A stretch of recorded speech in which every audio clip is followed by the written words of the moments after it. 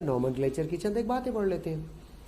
Naming देनी हो complex को तो पहले कैटाइंस बाद में एनाइंस। कोऑर्डिनेशन स्फीयर को पहले नाम दिया जाएगा, लिगेंड्स के नाम अल्फाबेटिकल ऑर्डर में होंगे रिगार्डलेस के वो नेगेटिव है, पॉजिटिव है या न्यूट्रल है। हाँ, अगर आपने लिगेंड्स को लिखना हो कॉम्प्लेक्स के अंदर तो पहले नेगेटिवली चार्ज आते हैं, फिर न्यूट्रल आते हैं अल्फाबेटिकली। लिगेंड्स लिखते वक्त ऑर्डर फॉलो होना है, नाम लिखते वक्त अल्फाबेटिकल ऑर्डर ही चलेगा। समझ रहे हो बात को? जब लिगेंड्स लिखने हैं स्ट्रक्चरल फार्मूले में तो अल्फाबेटिकल ऑर्डर के मुताबिक पहले नेगेटिवली चार्ज फिर न्यूट्रल, और अगर नाम लिखना है तो अल्फाबेटिकल ऑर्डर में लिखना है irrespective of the charge of the ligand. Di tri tetra penta hexa use किए जाएंगे नंबर ऑफ लिगेंड्स की बेस पर। और अगर मेटल ऐसे कोऑर्डिनेशन स्फीयर पर पड़ी हुई है जिसके ऊपर पॉजिटिव चार्ज है तो फिर मेटल के नाम को चेंज करने की ज़रूरत नहीं है। नेगेटिवली चार्ज स्फीयर के अंदर पड़ी है तो फिर नाम चेंज करो। लिगेंड का नाम भी चेंज करना याद रखना, नेगेटिवली चार्ज या एनानिक लिगेंड के अंदर पे ओ लग जाता है। हाइड्रोक्सो, कार्बोनेटो, ठीक है, रुलेटो, मलेटो, क्लेटो, इस तरह करके, ठीक है। The name of the neutral ligands are usually unchanged. Water के लिए, अमोनिया के लिए एमाइन और एक्वा यूज किए जाएंगे। General names, common name aqua, water को कहते हैं। Suffix ate comes at the end of the name of the metal if complex represents an anion। लेकिन नेगेटिवली चार्ज अगर स्फीयर में पड़ी हुई है तो फिर एंड पे एटी ऐड करना, अगर पॉजिटिवली चार्ज स्फीयर में पड़ी हुई तो फिर ऐसा ना करना। Oxidation number of the central metal ion represented in the Roman numeral parenthesis के साथ सेम मेटल के साथ लिखा जाता है। प्रैक्टिस कर लेंगे। ये देखो, पोटाशियम 4 लगे हुए हैं, साइनाइड 6 लगे हुए हैं। ये -1 × 4 का मतलब है -4। सेंट्रल मेटल की ऑक्सीडेशन स्टेट निकाल लेते हैं। बड़ा आसान सा तरीका आपको बताया हुआ है। +2 आ गई तो पोटाशियम पहले कैटाइन आया, 6 साइनाइड लिखे जाएंगे, यानी कि कैटाइन को, सिंपल आयन को नाम देकर स्फीयर में जंप करना है।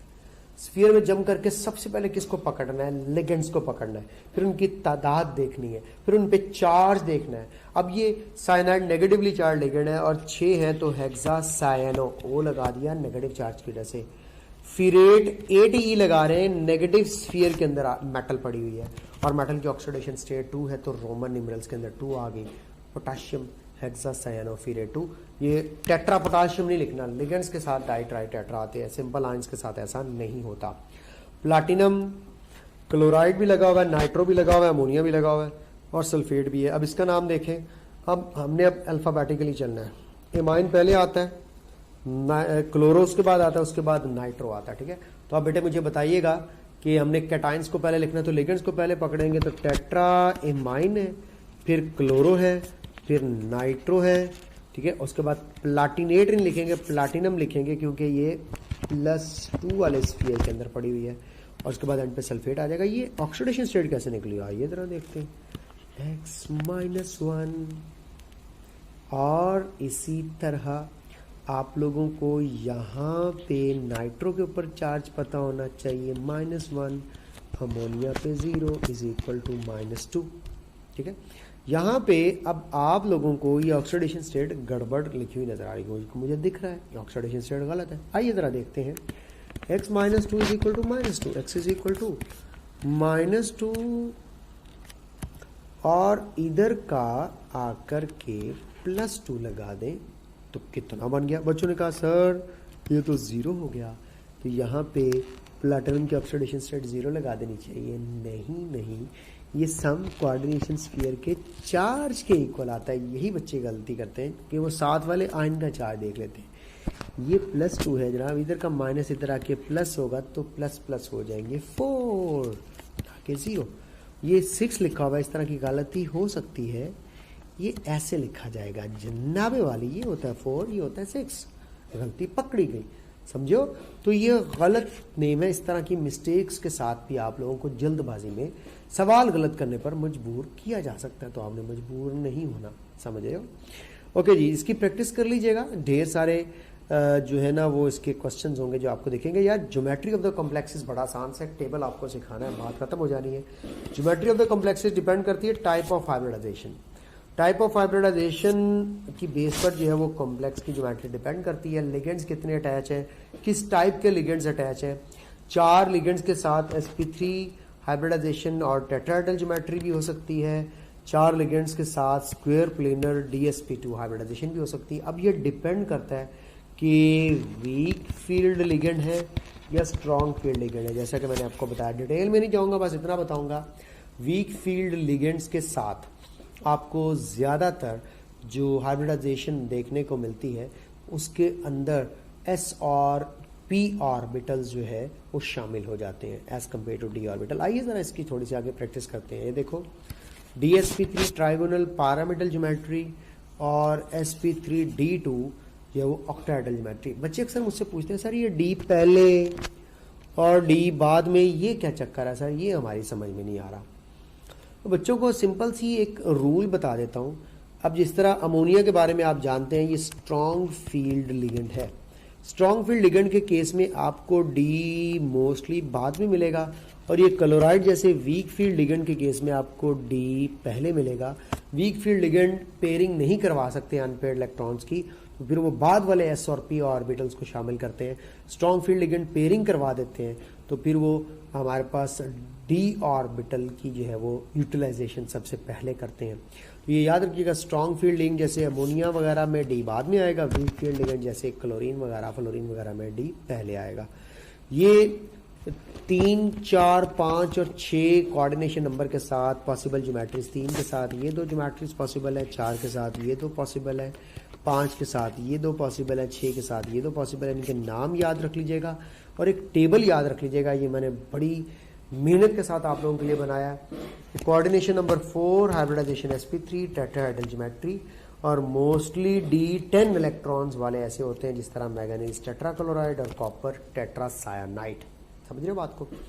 उसके बाद क्यूपरेट टेट्रासायानाइड। एक्चुअली 4 ही कोऑर्डिनेशन नंबर है। dsp2 हाइब्रिडाइजेशन ऐसे कब होती है जब ज्यादातर d8 सिस्टम हो, यानी कि इलेक्ट्रॉन लूज होने के बाद 8 इलेक्ट्रॉन d ऑर्बिटल के अंदर पड़े हो। ये देखें आप लोगों के पास ये कॉपर के साथ टेट्राइमाइन लगा हुआ है।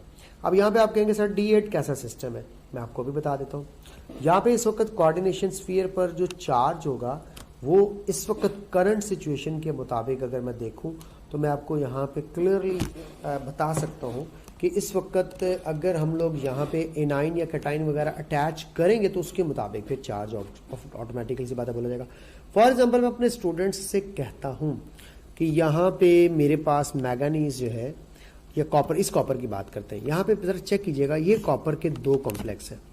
इस ऊपर वाले कॉम्प्लेक्स को जरा चेक करते हैं। यहाँ पे कॉपर की ऑक्सीडेशन स्टेट देखते हैं, x -4 is equal to -3, x is equal to -3 + 4। यहाँ पे कॉपर है +1 ऑक्सीडेशन स्टेट में। कॉपर की कॉन्फ़िगरेशन दिखाऊँ आपको, copper is equal to argon into 3d10 4s1। एक इलेक्ट्रॉन निकलेगा +1 ऑक्सीडेशन स्टेट के लिए, निकाल दिया। बाकी पीछे d10 बचा और इसकी आपके पास हाइब्रिडाइजेशन sp3 और ज्योमेट्री टेट्राहेड्रल। इस पार्टिकुलर केस में अगर मैं यहाँ पे आप लोगों के सामने बना देता हूँ, फॉर एग्जांपल कॉपर के हवाले से यहाँ पे +2 चार्ज लिख देता हूँ। अब न्यूट्रल लिगेंड है, +2 चार्ज के साथ इसका मतलब 2 इलेक्ट्रॉन लूज करने हैं। तो यहाँ पे जो आपके पास इस वक्त कॉन्फ़िगरेशन के मुताबिक बन रहा होगा, 2 इलेक्ट्रॉन लूज कर दें तो 3d में 9 और 4s में 0 इलेक्ट्रॉन बच रहे। यानी कि ये d8 के सिस्टम के करीब करीब है इसकी बेस पर। निकल के अंदर चेक कर लें आप, आपको नहीं यकीन आ रहा तो अभी कर लेते हैं चेक। निकल की ऑक्सीडेशन स्टेट देखें क्या है, x -4 is equal to -2, -2 + 4 is equal to +2। Nickel की ऑक्सीडेशन स्टेट आ रही है +2। Scandium, titanium, vanadium, chromium, manganese, iron, nickel. Nickel जो है वो 7वें नंबर पर है, ठीक है। उसके बाद निकल के बाद कॉपर, जिंक आता है, तो निकल का एटॉमिक नंबर हो गया 28। चेक कर लेते हैं कॉन्फ़िगरेशन।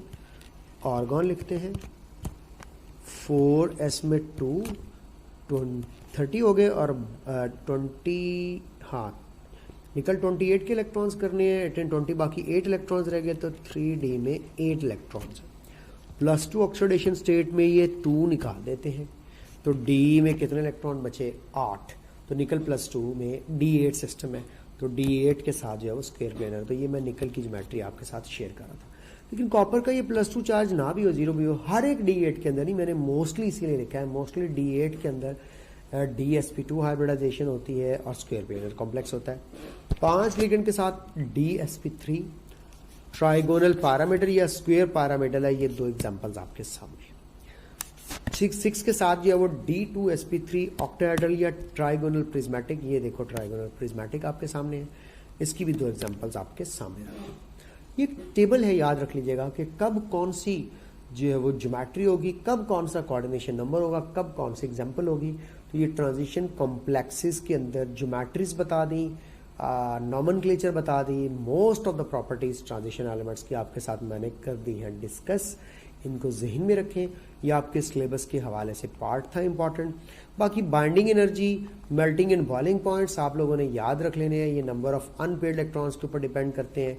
ये जो वेरिएबल ऑक्सीडेशन स्टेट्स की रेंज है या पैरामैग्नेटिज्म है, ये भी नंबर ऑफ अनपेयर्ड इलेक्ट्रॉन्स के ऊपर डिपेंड करता है। तो मैं बच्चों को अक्सर बता देता हूँ, एक सिंपल सा कॉन्सेप्ट है जो उन्होंने याद रखना है, यहाँ पे लिख देता हूँ कि नंबर ऑफ अनपेयर्ड इलेक्ट्रॉन्स, ऐसे ये प्रॉपर्टीज आपको पता है सिलेबस में नहीं है लेकिन मैं फिर भी बता रहा हूँ, number of unpaired electrons proportional to होते हैं पैरामैग्नेटिक कैरेक्टर के, ये प्रोपोर्शनल होते हैं वेरिएबल ऑक्सीडेशन स्टेट्स की रेंज के, ये डायरेक्टली प्रोपोर्शनल होता है बाइंडिंग एनर्जी के, ये डायरेक्टली प्रोपोर्शनल होता है melting points and boiling points के। तो यहाँ पे अगर आप अनपेयर्ड इलेक्ट्रॉन्स देखें तो मैंगनीज +2 और आयरन +3 दोनों में 5 अनपेयर्ड इलेक्ट्रॉन है। बड़ी इंटरेस्टिंग से एक एक्सेप्शनल केस है, ये आपको बताना चाह रहा हूँ। लेकिन जैसे ही आप यहाँ देखते हैं तो आपको टॉप पे Fe+3 दिख रहा है, मैंगनीज उससे नीचे दिख रही है। ये क्या वजह है? कहते हैं कि Fe+3 की ज्यादा मैग्नेटिक प्रॉपर्टी होती है एज कंपेयर टू Mn+2, हालांकि दोनों में 5 अनपेयर्ड इलेक्ट्रॉन्स है। इसका जवाब फिजिक्स में लिखा हुआ है। Fe+3 आयरन में डोमेन्स बन जाते हैं, और जब डोमेन्स बनते हैं तो डोमेन फॉर्मेशन की वजह से आपको आयरन के अंदर एक्स्ट्रा ऑर्डिनरी पैरामैग्नेटिक करैक्टर देखने को मिलता है, क्योंकि वो जो अनपेयर्ड इलेक्ट्रॉन्स हैं, डोमेन्स जो हैं, वो अलाइंड हो जाते हैं sequence wise along the field of magnetic field. ठीक है, तो इसलिए ये डोमेन फॉर्मेशन की वजह से जो है वो मोर पैरा मैग्नेटिज्म शो करता है। ये बड़ी इंपॉर्टेंट चीज थी जो मैं आपके साथ शेयर करना चाह रहा था। ठीक है बेटा, लो जी। इसके अलावा बच्चों ट्रांजिशन एलिमेंट्स के अंदर आइसोमरिज्म जो है, इसके ऊपर भी इंशाल्लाह ताला अगले लेक्चर में आपके साथ डिटेल में मैं डिस्कशन करूंगा। तो ये सारी बातें थी।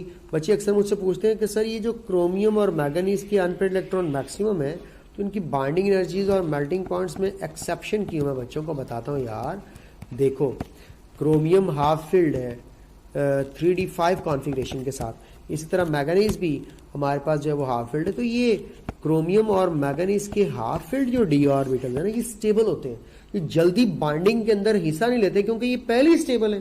तो वो थोड़ी सी जो रेजिस्टेंस होती है बाइंडिंग की वजह से, बाइंडिंग के लिए जो रेजिस्टेंस होती है उसकी वजह से इनकी बाइंडिंग एनर्जी एक्सेप्शनली लो हो जाती है, उसके बाद आयरन के बाद दोबारा बढ़ जाती है। तो अनपेयर्ड इलेक्ट्रॉन्स के ऊपर ये सारी प्रॉपर्टीज डिपेंड करती हैं। ये मैंने आपके सामने बता दी। इसकी भी रीजन, इनकी एक्सेप्शन की रीजन क्या बताई?